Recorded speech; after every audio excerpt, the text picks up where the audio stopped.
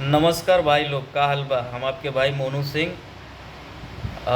कल एक पवन सिंह की पत्नी ज्योति सिंह जी का एक इंटरव्यू देखे थे। उसमें उन्होंने बोला है ये बात कि पवन सिंह अगर नहीं रहना चाहते हैं मेरे साथ तो मैं जोर ज़बरदस्ती तो नहीं कर सकती। सही बात है, वो अपने जगह बिल्कुल सही है।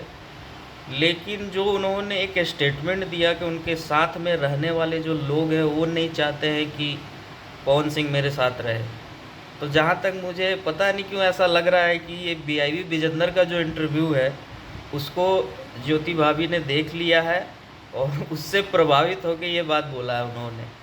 तो बीआईबी विजेंदर का लगातार उस क्रम में वीडियो बहुत ज़्यादा आ रहा था, बहुत ज़्यादा इंटरव्यू आ रहा था। तो उसको देखा होगा उन्होंने और उसी को देखने के बाद ही ये स्टेटमेंट उन्होंने दिया है।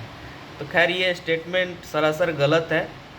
इन लोगों का आपस का अपना मतलब है, बीच में किसी का क्या है मतलब। कोई अगर मान लीजिए कि अगर वो साथ में रहना पसंद करते, अगर अच्छा रहता साथ में रहना, तो लोगों को क्या दिक्कत आएगा, उनके साथ में रहने वाले लोगों को क्या दिक्कत होगा।